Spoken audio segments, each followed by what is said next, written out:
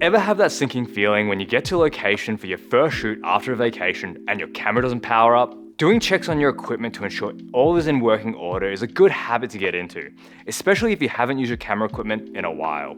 I've nearly been stitched up in the past by a monitor cable starting to fail, causing intermittent dropouts throughout the day of my shoot, which wasn't ideal. Since then, I now make sure to go through the following steps before I take my camera on any shoot. First off, I start by powering up the camera, checking to make sure the date and time haven't been reset. Some cameras have an internal battery that keeps the date and time stored. If you haven't used your camera in a while, this internal battery discharges, resetting the date and time of the camera. This may also cause some other settings such as timecode to reset, so it's good to check your timecode to make sure that it's running correctly. Cameras and accessories need power. There's nothing worse than getting to set and realizing that your batteries are sitting at 25% charge with a full day of filming ahead. Charged batteries, even when not in use, slowly discharge over time. Prior to a shoot, if the batteries that I'm planning on using have been sitting unused for a while, I make sure to place them on charge so they're topped up and ready to go. Unless you drop them or they take a hard knock, lenses are really robust.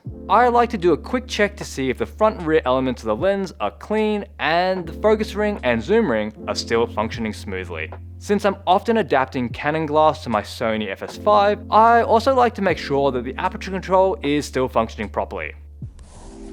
A common piece of equipment to die are monitor cables. It's good practice to check the monitor cables that you use for signal loss. I do this by moving portions of the cable to see if there's any point where the signal starts to fail. If there are any broken cables, I remove them from my kit and put in an order for some replacement cables. I also make sure that all the ports on my monitors are working and there are no issues with the monitor's functionality.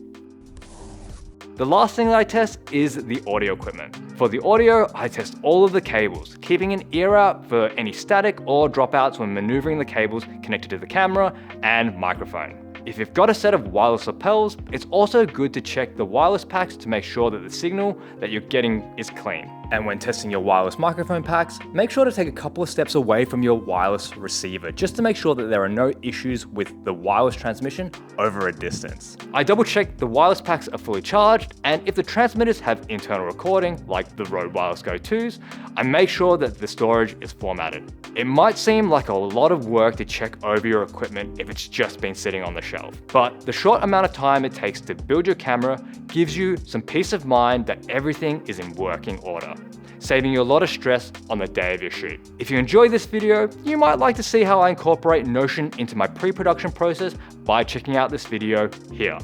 Thanks for watching, and until next time, don't forget to hit record.